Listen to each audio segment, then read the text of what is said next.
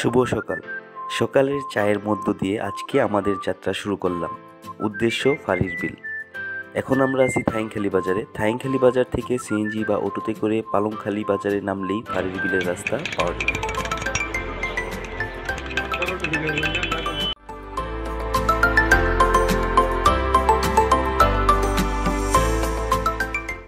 ফাঁড়ির বিল যেতে হলে আপনাকে কক্সবাজার জেলার উখিয়া উপজেলার অন্তর্গত পালংখালী বাজারে আসতে হবে।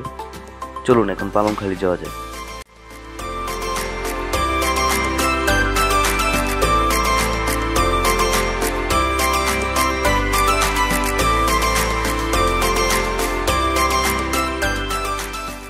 আর এই হলো ফাঁড়ির বিলের রাস্তা। পালংখালী বাজারের মধ্য দিয়ে এই পথটি আপনাকে নিয়ে যাবে ফাঁড়ির বিলে। এখন চলুন পালংখালী বাজারটা একটু ঘুরে দেখি।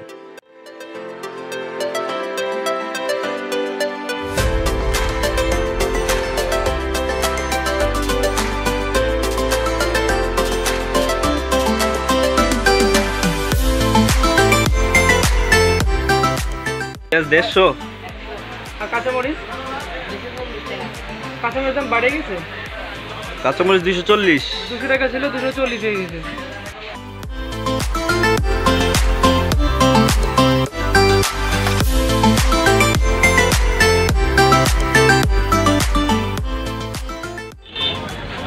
ফাঁড়ির বিল যাবেন? ফাঁড়ির বিল কত?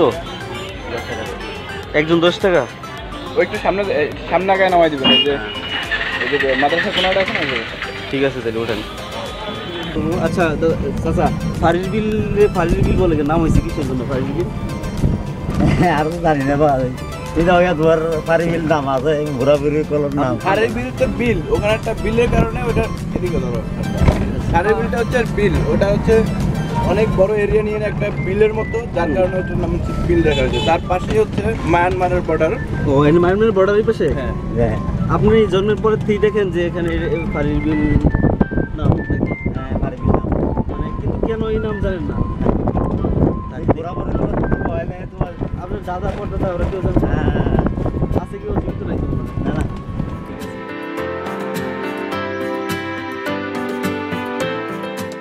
আমরা অলরেডি ফাঁড়ির বিল চলে এসেছি, যাইতেছি ফাঁড়ির বিলে মায়ানমার বর্ডারের অভিমুখে। দেখা যাক, অনেক সুন্দর একটা ভিউ পাইতেছি। একটু ওয়েট করেন, আপনারা দেখতে পারবেন।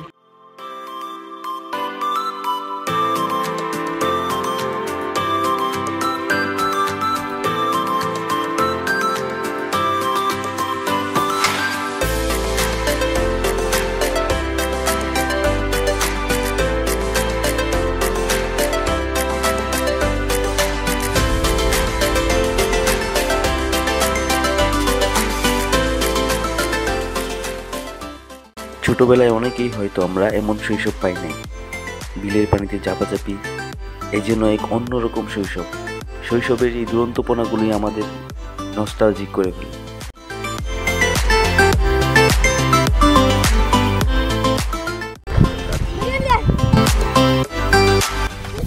লেংটা লেংটা লেংটা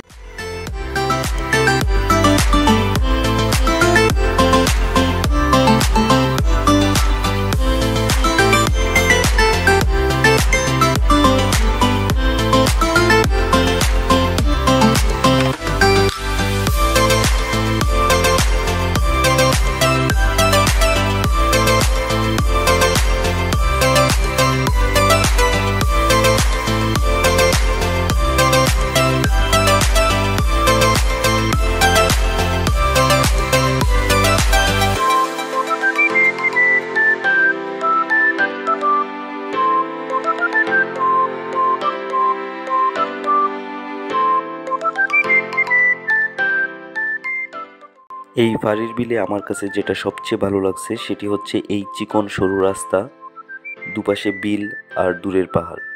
বর্ডার এরিয়াতে এমন লোকেশন সত্যিই অনেক অ্যাডভেঞ্চারাস। যদি ঘুরে না যান তাহলে বুঝতে পারবেন না সেই অনুভূতিটা। এখানে জেলেরা ছোট ঘর বানিয়ে থাকে।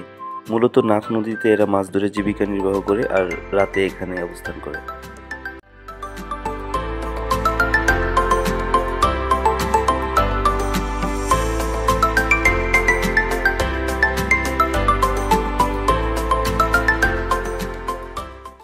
ফারির বিলের মোস্ট এক্সাইটিং প্লেস আছে। দুই পাশে নারিকেল গাছ আর হচ্ছে দুই পাশে পাহাড়, মাঝখানে আমরা, ওই পাশে হচ্ছে মিয়ানমার, এই পাশে বাংলাদেশ।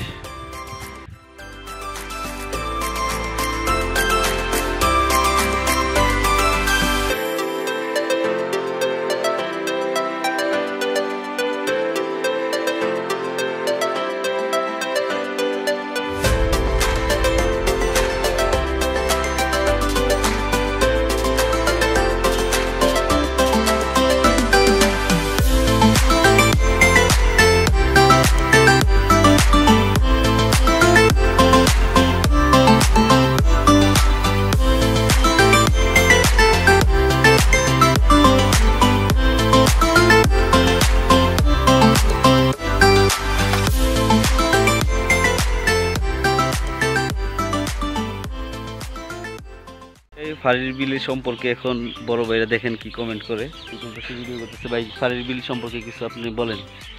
ফারির বিল জায়গাটা খুব সুন্দর, ঠিক আছে। জীবনে যে একবারও আসে না, ঠিক আছে, তাহলে সেই সৌন্দর্য সম্পর্কে জানতে পারবে না যে আসলে বাংলাদেশের যে কত সৌন্দর্য, ঠিক আছে। বিশ্বের কান্ট্রির সাথে তুলনা করলে বাংলাদেশের বান্দরবনে এবং এই যে টেকনাফ যে সৌন্দর্য আছে, ঠিক আছে, এটা সে যে কখনো না দেখছে সে কখনো বিশ্বাস করতে পারবে না। তো সো আমি মানে সবাইকে আহ্বান করবো যে সেজন্য একবারের জন্য হলো বান্দরবন আর টেকনাফ মানে ঘুরে যায় আর কি। থ্যাংক ইউ ভাই আপনার ওই মূল্যবান বক্তব্যের জন্য। মানে এই জায়গাটা এতটাই সুন্দর, দুই পাশে হচ্ছে, এক পাশে বাংলাদেশ আরেক পাশে হচ্ছে মায়ানমার। মানে এই এমন সৌন্দর্য আসলে টেকনাফে তো দেখছেন আপনারা, টেকনাফ ব্লগে আমি টেকনাফে যতটুকু পারছি দেখাইছি। এখানে হচ্ছে তার চেয়ে পুরোটা ভিন্ন, ওই পাশে হচ্ছে পুরোটা মায়ানমার আর বাংলাদেশের 0 পয়েন্ট। ওই তরিকুল ভাই বলবে এই সম্পর্কে, উনি এখানে 3 বছর যাবত আছে, আমার চেয়ে খুব বেটার বলতে পারবে। অ্যাকচুয়ালি আমি এখানে যেহেতু 3 বছর যাবত আছি, তো এই দৃশ্যগুলো দেখার জন্য আমি প্রায় মাঝে মাঝে ছুটে আসি। এখানে আসলে মানে মনটা একদম রিফ্রেশ হয়ে যায়। কক্সবাজার বিচে যেতে হয় না, ওই টেকনাফ বিচে যেতে হয় না, ওই বান্দরবান ঘুরতে যেতে হয় না। কিন্তু এই জায়গাটা এমন একটা জায়গা, এখানে ছোটোখাটো একটা নারিকেল বাগান বিলের সাথে। এখানে অনেক সময় দেখা যায় যে এখন তো অনেক প্রচুর ধান লাগানো হয়েছে, বাট আদার্স সিজনে যখন বর্ষা সিজন থাকে তখন আমাদের এই পাশটাতে দেখাই, এই পুরা জায়গাটা পুরো পানিতে পুরো থই করে, ঠিক আছে। তো যার কারণে এত সুন্দর লাগে, তখন মনে হয় যে মনটাও এরকম দুলতেছে, ঠিক আছে, পানির সাথে সাথে। এই আর কি, অলমোস্ট জায়গাটা অনেক সুন্দর। ইভেন হচ্ছে আমাদের এই পাশে আছে মায়ানমারের বর্ডার, এই যে এইদিকে দেখা যাচ্ছে, ওই যে ওই একবার ওই পাহাড়গুলো মায়ানমারে, তাই না? 10 থেকে 15 মিনিট যদি আমরা হাঁটি এখান থেকে, তাহলে এখান থেকে আমরা মায়ানমারের বর্ডারে যেতে পারবো। ওখানে বর্ডার পর্যন্ত যেতে পারি, বাট ওর পরে আর যাওয়া যায় না। তো এই আর কি, অলমোস্ট। থ্যাংক ইউ ভাই, আপনাকে অনেক অনেক ধন্যবাদ। আর হচ্ছে এই জায়গাটাতে আমি অনেক আগে থেকে প্ল্যান করে রাখছিলাম, যখন টেকনাফে থাকি তখন থেকে প্ল্যান করে রাখছি যে এই জায়গায় আসবো, কিন্তু সময় পাই নাই এরকমভাবে। আর আজকে হচ্ছে সানি ডে, এক কথা রৌদ্রোজ্জ্বল একটা দিন, আর এইরকম বাতাস, তারপর হচ্ছে নারিকেল বাগান, প্লাস যে একটা এনভায়রনমেন্ট, এটা আসলে শেয়ার করার মতো একটা এনভায়রনমেন্ট।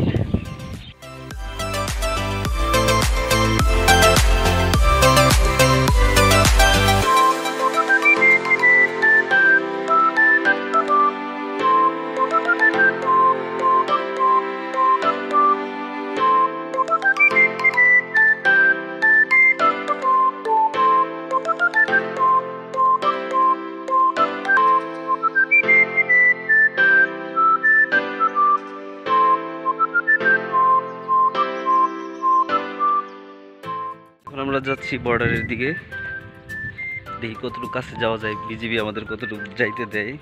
যেহেতু বর্ডারে ততটা পুরোটুকু যাওয়া যাবে না, হয়তো যতটুকু যাওয়া যায় ভিউটা কাছে থেকে দেখার জন্য আর কি।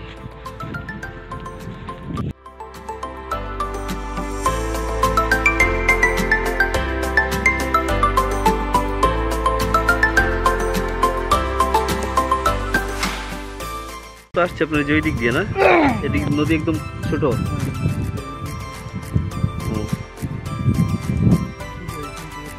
আর আঙ্কেল আমরা এরপর থেকে মানে বিজেপি ক্যাম্পে টানে এখান থেকে পারমিশন নিয়ে তারপর আসতে হবে। ঠিক আছে আঙ্কেল, তাহলে আপনার ধন্যবাদ।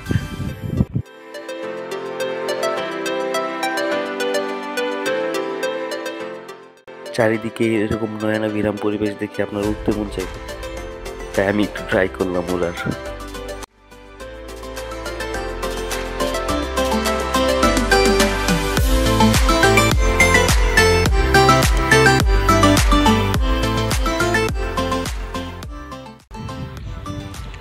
ভাই নাপ নদীতে যেতেছেন মাছ ধরার জন্য? মাছ ধরেন? বড় মাছ পাওয়া যায়? ও ভাই আমাদের কি নেওয়া যাইবো? উঠান যাবো না? আসেন আসেন ভাই আসেন। 3 জন উঠতে পারবো? আবার উনি আসতে দেরি হবে। দেরি হবে? ওরে রাত্রে আসবেন ভাই, তাইলে ভাই আরেকদিন। হ্যাঁ ভাই, ভালো থাকেন, আল্লাহ হাফেজ। ওই যে এখানে বিজিবি ক্যাম্প, ওই বিজিবি ক্যাম্প থেকে পারমিশন নিয়ে তারপর হচ্ছে আমাদের ওই বর্ডারে যাওয়া লাগতো। আজকে আমরা আমাদের ফাঁড়ির বিল যেই ব্লগটা করতে আসছি এটা শেষ পর্যায়ে। ভাই দাঁড়ান না ভাই, আমার একটু সাবস্ক্রাইব কমেন্ট কিছু করতে বলেন মানুষরে ভাই। বেশি বেশি সাবস্ক্রাইব Even করবেন, হচ্ছে- লাইক দিবেন। এবার হচ্ছে আপনারা বেশি বেশি লাইক, কমেন্ট, শেয়ার। না হলে বিয়ে আটকে থাকবে, বিয়ে ভাই হবে। না ভাই, আপনারা সবাই লাইক কমেন্ট এবং আমার এই ভিডিওটা শেয়ার করতে বলুন। ভালো ভালো যাতে আরো ভিডিও তৈরি করতে পারে, আপনাদের দেখার সুযোগ করতে পারে এই প্রাকৃতিক সৌন্দর্যটা। সরু পথ ধরে হাঁটি হাঁটি পা পা করে আমরা চলে যাব, ঠিক আছে?